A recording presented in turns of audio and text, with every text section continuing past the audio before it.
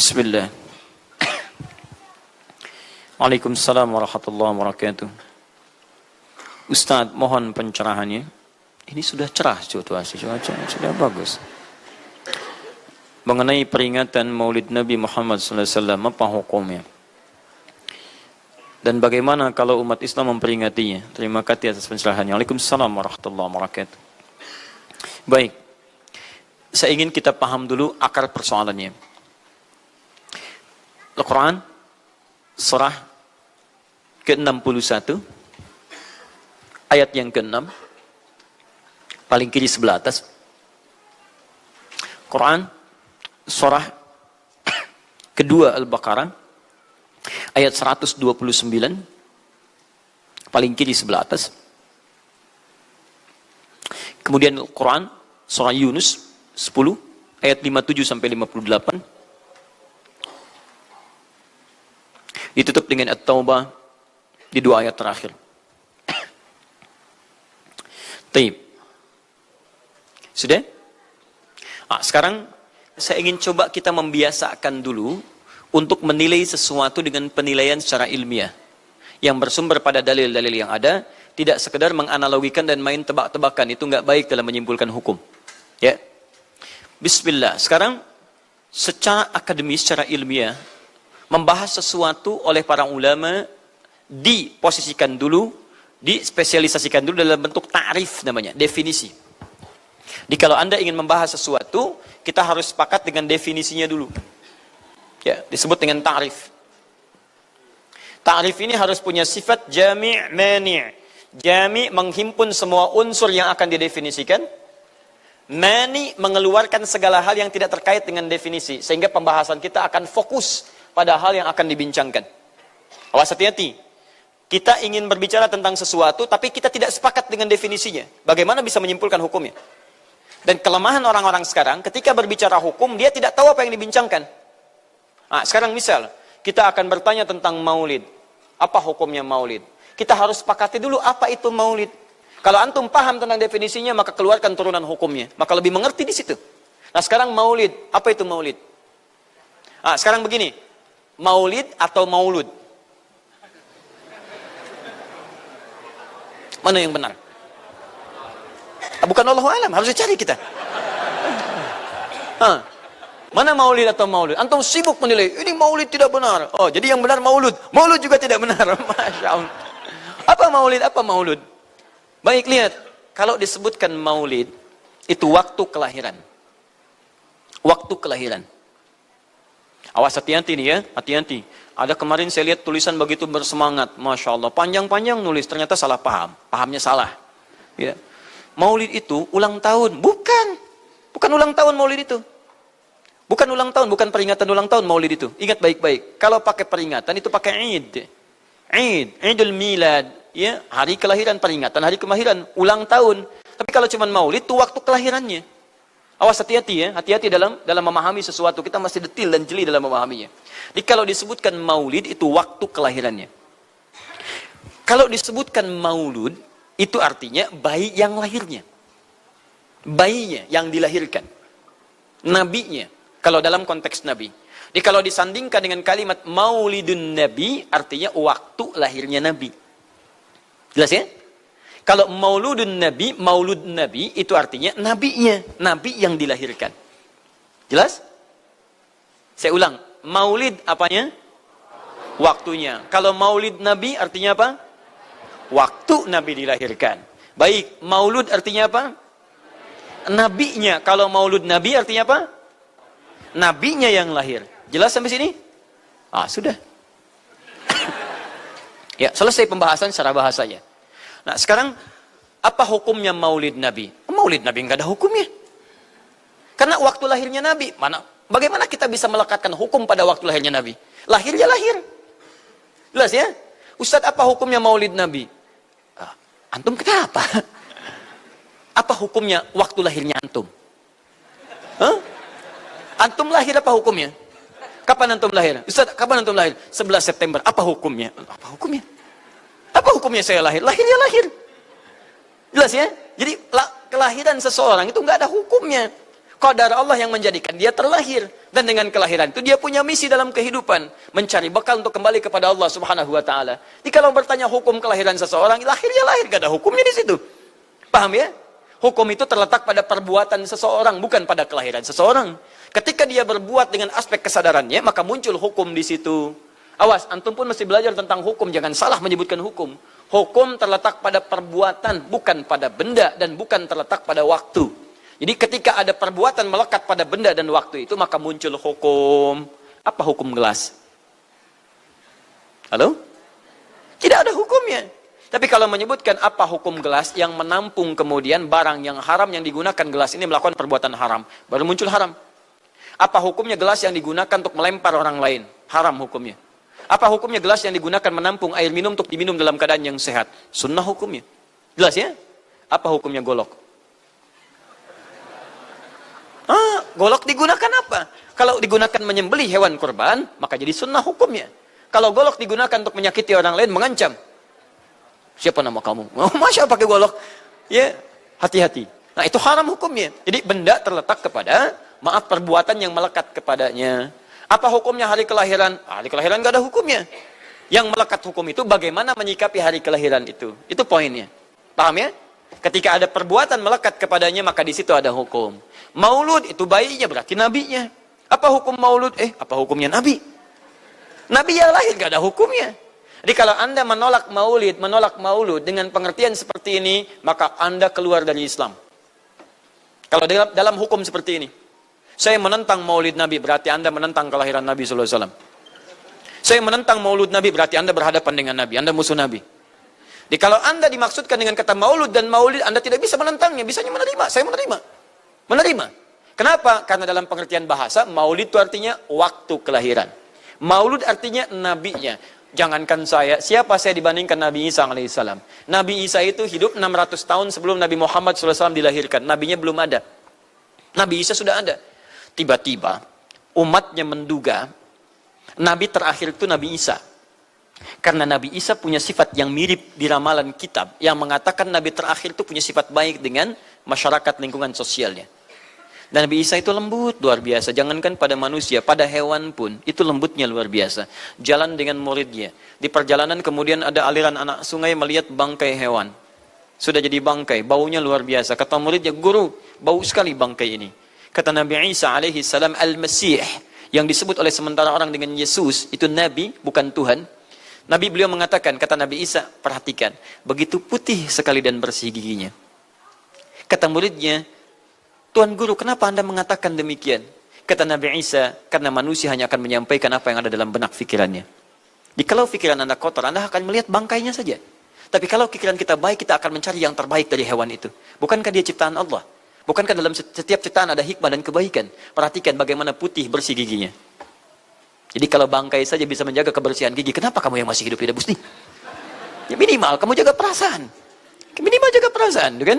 Tapi itulah luar biasa. Di sini sering diambil hikmah bahwa teko akan mengeluarkan isi tekonya. Isinya kopi, keluar kopi. Isinya air bening, keluar bening. Isinya susu, keluar susu.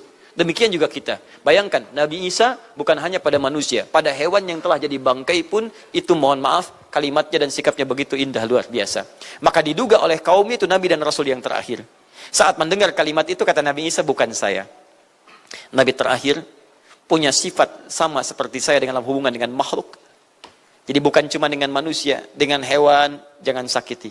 Kalaupun menyembelih, jangan sakiti hewannya. Makanya Nabi ini akan memberikan isyarat-isyarat yang sangat indah. Masya Allah.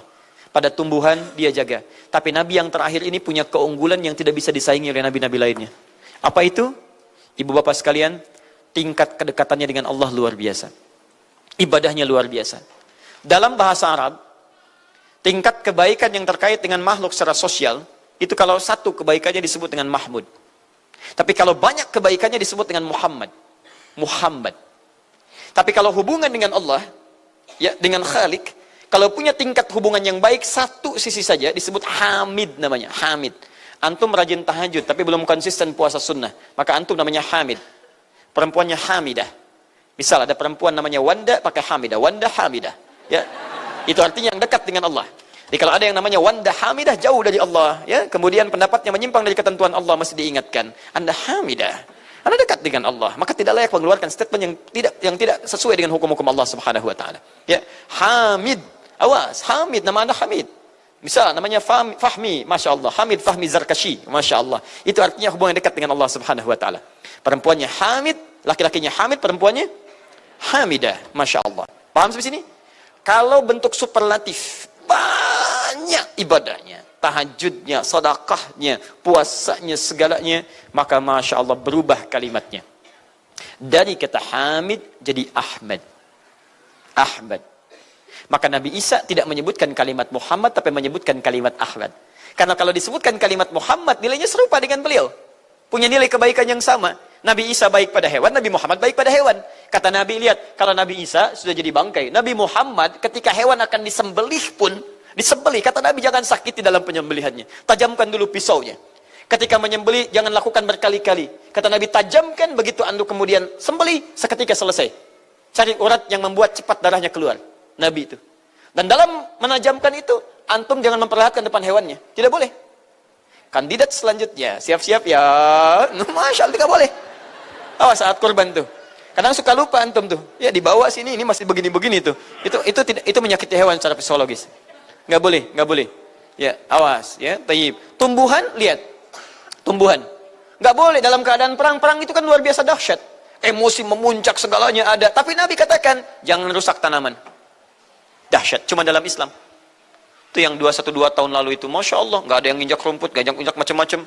Ya, itu yang kameramen yang nginjak rumput tuh. Ya, kameramen nginjak rumput tuh. Yang kameramen begitu diinjak, dimunculkan di media gitu kan. Wah, tapi lihat betapa rapi, bersih. Itulah Islam. Tapi jangan cuma 212 saja. Ya, 312, 412, 484 dan sebagainya. Jadi, semua yang ada setiap hari kita jaga. Ada tumbuhan, jaga. Yang praktekkan negara lain. Di New Zealand ada tumbuhan, antum sedang ngidam, Papa pengen daun itu, tunggu sampai jatuh. Nggak bisa diambil. Begitu diambil, denda. Padahal yang punya teorinya Islam. Tapi hubungan dengan Allahnya itu bukan Muhammad, tapi Ahmad.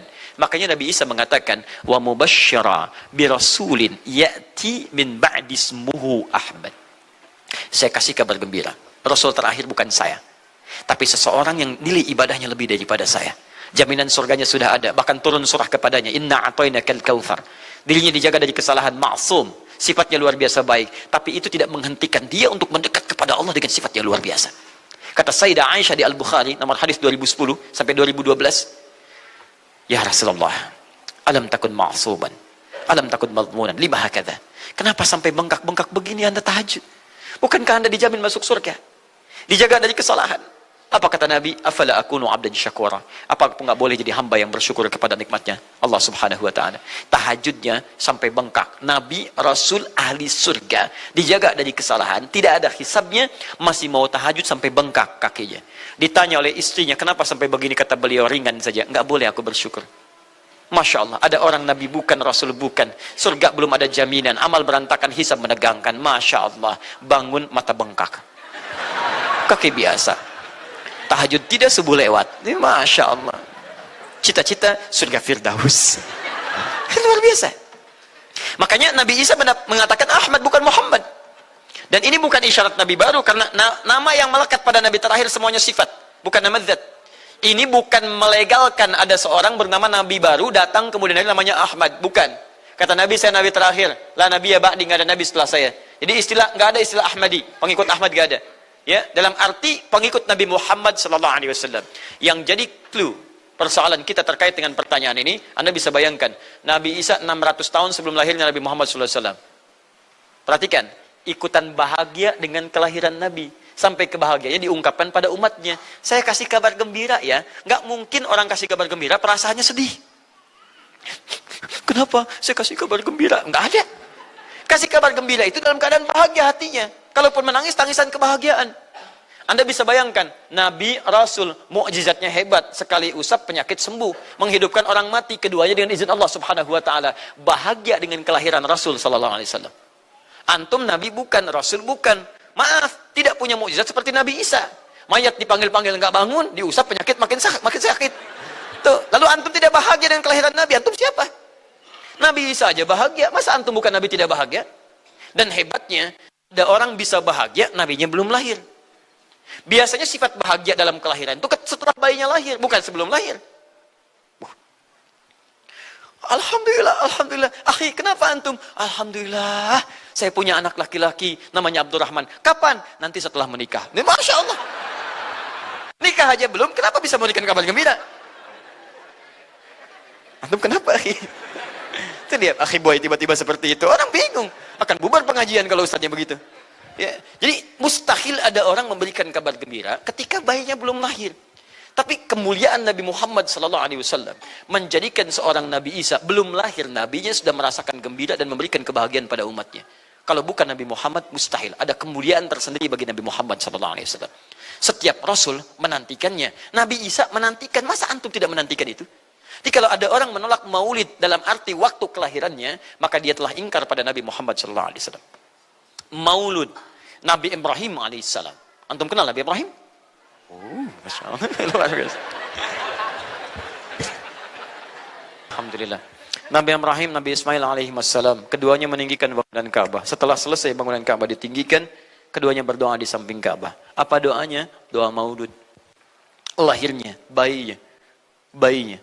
Nabi terakhir yang lahir di samping Ka'bah, yang ditinggikan oleh keduanya. Ya. Wa idh yarfa'u Ibrahimul qawa'ida minal baiti wa Ismail, ayat 127-nya. Setelah selesai meninggikan bangunan pondasi Ka'bah ini, keduanya berdoa di samping Ka'bah. Di antara doanya ayat 129-nya. Rabbana wab'ath fihim rasulan minhum yatlu 'alaihim ayatika wa yu'allimuhumul kitab wal hikmah wa yuzakkihim innaka antal azizul hakim. Ya Allah, mohon utus seorang rasul dari kalangan mereka di tempat ini yang lahir di sekitaran ini. Jadi ada rasul yang lahir di dekat sekitaran Ka'bah. Hasil penelitian tidak ada rasul satupun yang lahir di dekat Ka'bah kecuali Nabi Muhammad SAW. Ya, silahkan cek. Kami baru kembali dari sana dan sampai sekarang tempat dilahirkannya masih ada dan disamarkan dalam bentuk museum. Ya. Di bawahnya ada perpustakaan Al-Maktabah Qadimah. Di kalau antum dari Zamzam di sini, ini As-Saffah. Ya, nyebrang sedikit ini Istana Raja, jalan jarak cuma 15 meter ke sini kurang lebih. Lurus ke sini, kemudian belok langsung ke sebelah kanan. Di sini ada jembatan ke atas, ke lantai yang ketiga, ya, naik ke sini. Kemudian di sini antum langsung belok ke pintu sini. Ini ada Babul Ajjad, bab yang ke pintu ke-25. Ini bab Ismail, pintu ke-26. Antum lurus saja ke sini, jangan belok sini, jangan belok sini. Di sini kemudian ada gate lurus King Abdul Aziz yang pertama di sini. Ya. Antum belok kanan sini, lurus sekitar 30 meter dari sini, sebelah kanan ada pos satpam. Di atas pos satpam ada kamera CCTV 1. Dari sini antum jalan sampai ujung, di ujung sini, dari sini ke sini ada 35 kipas di atas. Pas di ujung sini. Kemudian ambil lurus ke sini. Di sini ada bab Ali, ini masih dibuka. Babus Salam ini ditutup, di sini sebelumnya babun Nabi. Kemudian ambil tarik garis lurus dari Babus Salam ke sini, dari jarak sini ujung ke sini. Ya, ada sekitar 200 meter. Ke ujung sinilah, di sini ada bangunan warna krem di sini. Di sampingnya ada tempat ngambil air Zam-Zam dengan menggunakan keran. Jadi kalau punya girigen, ingin ngambil banyak, jangan nyusahin orang ngambil di, misalnya di termos-termos yang besar itu. Ngambil dari sini, itu ada keran langsung. Dan gratis di situ. Ya, beli kompannya sekitar 5 real, antum ambil dari situ, masukkan airnya, bisa bawa ke hotel. Isi kapan bolak-balik di sini. Sampingnya persis, ini tempat Nabi dilahirkan. Ini maulud Nabi, bayinya lahir di sini. Ya, bayinya lahir di sini. Cuman disamarkan oleh pemerintah kerajaan Arab Saudi supaya tidak dikultuskan tempat ini. Karena begitu pernah ada yang tahu ini, banyak salah ibadah. Kan Ka'bahnya di sini, sholatnya ngadep ke sini. Betul Pak, Bu, pernah terjadi. Makanya kalau antum lihat, dari ujung saya sudah kelihatan. Dari ujung sudah ada di sini warna biru. Ya, ada tulisan di situ, ada gambar dicoret. Ada gambar orang sedang rukuk ke situ. Ada sorban dan sebagainya. Ada tulisan di situ, jangan beribadah menghadap ke sini. Karena ini bukan kiblat, haram hukumnya. Dan ditulis dengan menggunakan bahasa Arab, bahasa Inggris, bahasa Urdu, plus bahasa Indonesia. Artinya, ada orang Indonesia juga yang salah ke sini. Ya. Kalau tidak, mustahil ditulis pakai bahasa Indonesia. Nggak ada tulisan bahasa Cina, bahasa Jepang, dan yang lainnya. Ya. Nah, jadi, ini kemudian dicoret, tapi tidak mencoret tentang situs pernah lahir di sini Nabi Muhammad SAW. Jadi artinya, doa dua Nabi tadi dikabulkan oleh Allah Subhanahu Wa Taala. Nabi Ibrahim, Nabi Ismail. Dan tahukah Anda, keduanya berdoa jauh sebelum kedatangan Nabi Isa. Saya pernah katakan 30 generasi sampai Nabi Ibrahim, tadi Nabi Muhammad SAW.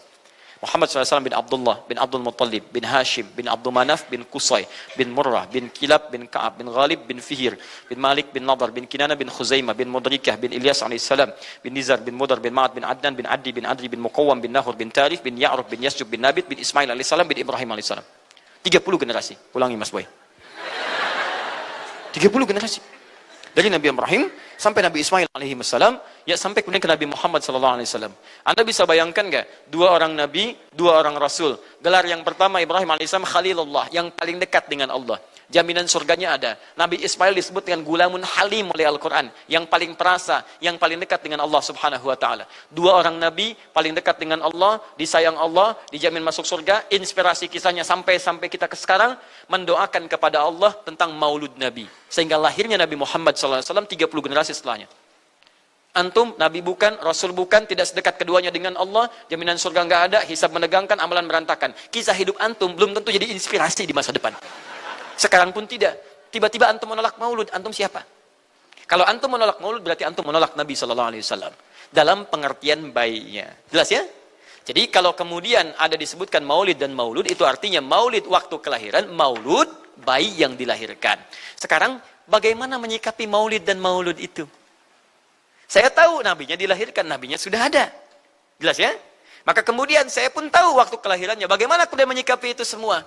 Maka Masya Allah, Quran surah ke-11 tadi, 10 tadi, Yunus, ayat 57 sampai 58. Kalau sampai kemudian ke 58-nya, faliyafrahu. Gembira antum. Gembira, bahagia, silahkan. Ya, maksud tidak gembira, Nabi Isa gembira, kita tidak gembira. Ya, Nabi Ibrahim gembira, kita tidak gembira. Nabi yang tidak melihatnya gembira. Masa kita yang mendapatkan bagian Nabi tidak gembira? Jelas ya? Nabi yang mengharapkan hadir saat kedatangannya, gembira. Kita yang mendapatkan kedatangan beliau walaupun tak mampu melihatnya, dan kita menjadi umatnya, masa tidak gembira? Umat dulu bukan bagian umat Nabi Muhammad, karena Nabi Muhammad tidak hadir di zamannya. Gembira dengan berita kedatangan Nabi Muhammad, padahal nabinya belum datang. Masa kita yang jadi umatnya, yang nabinya telah kemudian kita dapati walaupun tidak melihatnya, masa kita tidak ikutan gembira? Maka pertama kita mesti gembira. Maka yang kedua, bagaimana mengekspresikan kegembiraan itu? Maka contoh-contoh dari Nabi SAW, bagaimana mengekspresikan kegembiraan-kegembiraan dengan Nabi SAW itu, pertama Nabi sendiri menyikapi hari kelahirannya dengan berpuasa. Di hari Senin. Jelas ya? Ini bagi Nabi sendiri pribadinya. Nanti jadi hukum untuk kita. Maaf, saya akan tafsirkan lebih luas karena ini jadi hukum-hukum turunan. Ketika Nabi puasa di hari Senin ditanya, ya Rasulullah kenapa engkau puasa? Kata Nabi, dzaka yauma wulidtu, bima makna. Ini adalah hari aku dilahirkan. Hari aku dilahirkan. Jadi ini hukum kelahiran. Kalau antum misalnya masuk pada hari dilahirkan, boleh antum ikuti sunnah Nabi SAW. Apa sunnahnya? Puasa. Puasa. Kenapa puasa? Nabi SAW mencontohkan puasa. Hari Senin beliau puasa. Ketika antum puasa Senin, bukan cuma puasa sunnah, tapi ada nilai di situ. Nah, kalau hari lahirnya antum bertepatan dengan hari yang tidak diperkenankan puasa, seperti Jumat misalnya, hari kita bahagia, maka kata para ulama, ambil hikmah dari nilai puasa itu. Puasa itu kan 2 hikmahnya. 1, meningkatkan ibadah yang baik. 2, mencegah maksiat. Silahkan cek, bukankah saat puasa ibadah antum meningkat? Silahkan cek, saat puasa. Jangankan yang fardu, yang sunnah dikejar kan? Jangankan koran yang dibaca, Al-Quran dibolak-balik. Maksiat ditekan, tidak ada orang puasa maksiat. Tidak ada. Ya, bahkan pelaku maksiat pun saat puasa, libur maksiatnya. Minimal takut batal puasanya. Jangankan maksiat, maaf, mencela orang pun dia tahan, berdusta dia tahan. Jam 5 bu, tinggal 1 jam mau buka, dicela orang habis-habisan. Nggak balas dia. Kenapa nggak balas? Kan biasanya antum keras. Habis maghrib, habis maghrib, luar biasa. Habis maghrib tuh, begitu maghrib lupa, habis maghrib lupa. Ya kenapa? Dia jaga. Jadi hikmah orang puasa itu kalau sudah puasa, ibadahnya meningkat, maksiatnya hilang. Jadi kalau antum ikut rajin puasa, ibadah tidak meningkat, maksiatnya tetap ada. Ada yang salah dengan puasa antum. Makanya ketika datang hari kelahiran, sebetulnya yang paling tepat, kalau antum bertepatan dengan waktu-waktu sunnah puasa, antum puasa. Senin, antum puasa. Tapi kalau tidak bertepatan dengan waktu itu, hikmah puasa yang antum ambil. Antum koreksi diri sampai dengan hari kelahiran itu, berapa banyak ibadah sudah antum kumpulkan, berapa maksiat antum harus tangisi. Itu hikmah terbesarnya. Bukan rame-rame. Tiup lilinnya. Masya Allah, lilin ditiup, maksiat terus muncul. Apa faedahnya? Kasihan lilin tuh, udah dibakar, ditiup, dengan antum yang salah. Paham ya, teman-teman sekalian? Nah, sekarang bagaimana para sahabat menyikapi kelahiran Nabi sallallahu alaihi wasallam, kedatangan Nabi sallallahu alaihi wasallam, dan menyikapi keberadaan Nabi sallallahu alaihi wasallam? Bukan cuma lahirnya, tapi setiap kedatangannya. Nabi datang dari Madinah, dari Mekah ke Madinah disambut oleh para sahabat yang ada di sana. Nabi datang dengan perang Tabuk, dari perang Tabuk disambut oleh para sahabat di sana. Tala al-badru alaina min thaniyatil wada'i, wajaba syukru alaina mada'alillahi da'i. Masya Allah, disambut dengan madid. Bukti kesenangan mereka kepada Nabi sallallahu alaihi wasallam. Ada yang memuji Nabi sallallahu alaihi wasallam seperti Hasan bin Thabit, buat puisi-puisi memuji Nabi. Seperti Zuhair bin Abi Salma, tadinya musuh Nabi, begitu masuk Islam memuji Nabi sallallahu alaihi wasallam. Ada yang lagi kemudian menghormati Nabi dengan kedatangannya, dengan mengikuti Nabi kemanapun. Nabi mencontohkan, amalkan. Nabi mengajarkan, ikuti. Masya Allah. Begitu Nabi meninggal, diabadikanlah kemudian nilai-nilai penghormatan itu. Ada yang menulis sejarah tentang Nabi. Ada yang menulis pujian kepada Nabi dalam bentuk sholawat. Ada yang menulis tentang amalan-amalan Nabi. Ada yang menulis tentang pengajaran-pengajaran Nabi. Dikumpulkan dan sampailah itu kemudian kepada kita semuanya. Dan itulah cara terbaik menyikapi tentang maulud dan maulid. Apa cara terbaiknya? Keluarkan ayat-ayat Qur'annya. 1. Quran surah ke-33 ayat 21-nya. Laqad kana lakum fi Rasulillahi uswatun hasanah. Sungguh ada pada diri Nabi sallallahu alaihi wasallam suri teladan terbaik untuk kita. Maka jika antum misalnya hadir momentum kelahiran Nabi sallallahu alaihi wasallam, maaf, biasanya kalau ada momentum-momentum tertentu orang bersemangat untuk mengingatnya. Silahkan cek.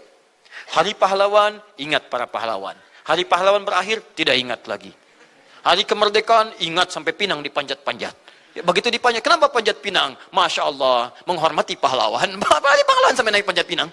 Luar biasa. Ada yang tarik tambang, ya, menghadirkan energi para pahlawan. Antum bisa bayangkan, momentumnya ada, begitu hilang itu semua, tiba-tiba hilang lagi kemudian ingatan kita. Artinya, selalu ada momentum untuk mengajak kita mengingat sesuatu. Begitu Ramadan, ingat lagi amalan. Hilang Ramadan, hilang lagi kemudian amalan.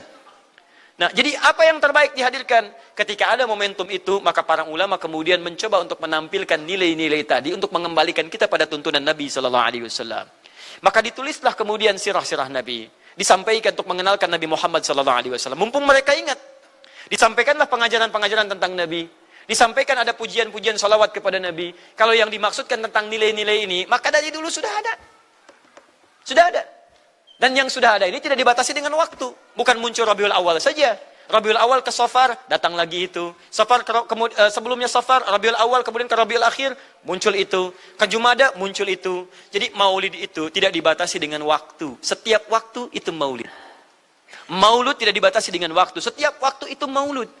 Tapi kalau ada momentum bersamaan dengan waktu kelahirannya, kemudian kita hidupkan untuk mengenal kepada Nabi, dalam bentuk yang tadi disunahkan dalam Al-Quran dan Sunnah, itu tidak ada masalah. Yang ada masalah itu adalah ketika menghadirkan hal-hal yang bertentangan dengan Al-Quran dan Sunnah Nabi Sallallahu Alaihi Wasallam. Misal, maaf, dulu orang sudah terbiasa mengkaji tentang Nabi, menyampaikan risalah Nabi. Kemudian diisi misalnya, maaf, dengan hal-hal yang bertentangan dengan keadaan-keadaan Nabi. Misal, saya ingin mengajarkan tentang Nabi, tapi ketika mengajarkan tiba-tiba mengatakan, pada saat ini Nabi pun datang bergabung bersama kita. Itu yang tidak kita sepakati. Jelas ya? Misal yang kedua, antum nih, mohon maaf, kerja di instansi. Bertepatan dengan Maulid Nabi, kita adakan peringatan. Padahal antum cuma ingin mengeluarkan anggaran saja dari situ. Itu bid'ah. Bid'ah. Mengeluarkan anggaran, sekedar hanya ingin dapat anggaran untuk dalam momentum Maulid Nabi, itu yang bid'ah. Maulid bukan makan-makan. Jadi kalau antum mengadakan Maulid Nabi hanya sekedar untuk makan-makan, itu yang bid'ah. Tapi kalau antum ingin belajar menghadirkan momentum itu untuk mengisi ta'lim, sama aja dengan ta'lim kita sekarang. Apakah ada hadis Nabi mengatakan ta'lim khusus di hari Ahad jam 8 pagi sampai jam 10? Tidak ada. Di ta'lim kita bid'ah ini. Jadi kalau antum pahami setiap yang tidak ada contohnya itu bid'ah, Masya Allah, maka akan ada banyak bid'ah dalam kehidupan. Mushaf itu bid'ah, karena nggak ada contohnya zaman Nabi Sallallahu Alaihi Wasallam. Antum dari ujung kepala sampai ujung kaki itu bid'ah, karena antum tidak ada di zaman Nabi Sallallahu Alaihi Wasallam.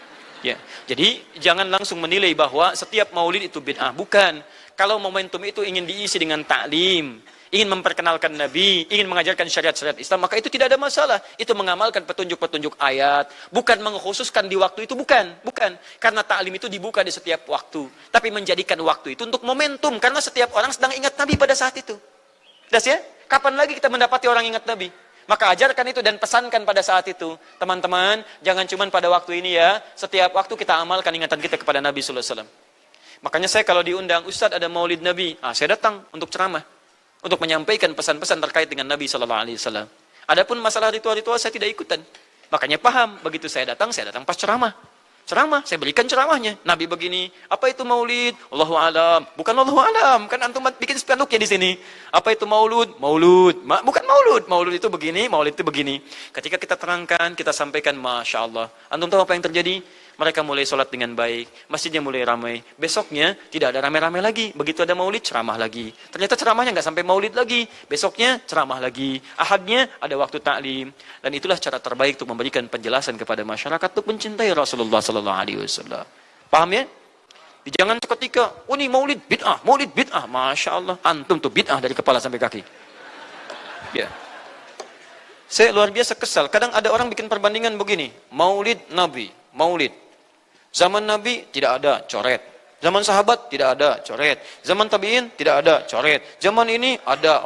Lalu diserupakan lah yang ikut-ikut ke sini. Antum kalau mengamalkan hukum seperti ini fatal. Zakat pakai beras.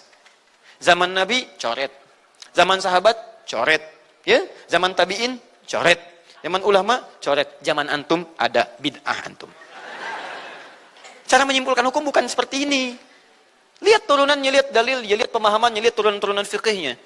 Ya, bagaimana bisa zakat pakai beras jadi? Padahal contoh nggak ada. Dalil nggak spesifik. Ayo coba temukan. Nabi zakat pakai beras. Temukan. Kalau antum menemukan, Masya Allah, saya bermohon kepada Allah supaya Allah mempercepat hajinya antum dan masuk surga tanpa hisab. Tiap hari saya doakan. Tidak cukup dengan amin. Cari dulu. Cari di setiap hadis Nabi zakat pakai beras. Saya sampaikan pada antum, sampai kiamat kurang 2 hari, antum nggak akan temukan. Sehari lagi buat sadar, ngapain nyari? Ya. Karena Nabi tidak pernah bersentuhan dengan beras. Silakan cari di kitab hadis palsu pun, sepalsu-palsunya nggak akan ditemukan. Capek pemalsu hadis mengarang hadis palsu tentang itu. Nggak akan didengar, nggak akan dilihat. Kenapa? Karena tidak ada. Ya, kata Muawiyah, hadza irqun, itu makanan pokok. Nabi zakat pakai kurma, pakai gandum. Ya, lihat, karena itu makanan pokoknya. Makanya setiap makanan pokok yang digunakan, kata para ulama, mendekati kaidah usul fikihnya. Lihat, kaidah usul fikih diambil di sini. Setiap yang punya keserupaan dengan itu, sekalipun teksnya tidak jelas langsung menunjuk, itu ada isyarat, namanya qarinah namanya. Kalau ada isyarat menunjukkan kepada itu, maka boleh digunakan sebagai alternatif lain dari makanan pokok yang tidak didapati di masa kita dengan generasi yang berbeda. Tapi kalau makanannya sama di setiap generasi, dia zakatnya pakai itu. Makanya orang Arab sampai sekarang pakai kurma, ada yang pakai gandum. Kita makanan pokoknya bukan itu. Antum makanan pokoknya apa? Beras, Masya Allah, beras. Baik pemirsa, beras itu makanan pokok bagi hewan yang bertembolok ya. Ayam, bebek itu beras. Baik, makanan kita nasi. Dan nasi bersumber dari beras. Baik, nasi bersumber dari beras. Jadi kalau kita ingin zakat pakai beras, boleh tidak? Nah, lihat bagaimana cara pendekatannya. Dalil belum ditemukan aslinya. Seperti maulid tadi, menyikapi dengan taklim macam-macam, nggak ada nas aslinya. Tapi korinahnya ditemukan, sama-sama makanan pokok, sama-sama taklim, sama-sama meminta untuk ikut ajaran, sama-sama mereka ingat tentang Nabi SAW. Maka semua hukum itu kita terapkan, jadilah hukum terapan dalam kehidupan kita. Paham? Dan itu tidak disebut dengan bid'ah. Jelas ya? Bid'ah. Alhamdulillah. Tapi kalau yang rame-rame tadi, yang tidak jelas ya, hanya menghabiskan anggaran, makan-makan tidak karuan, meyakini ini itu dan sebagainya, saya tidak sepakat dengan itu. Saya tidak sepakat. Allah Ta'ala alam bisawab.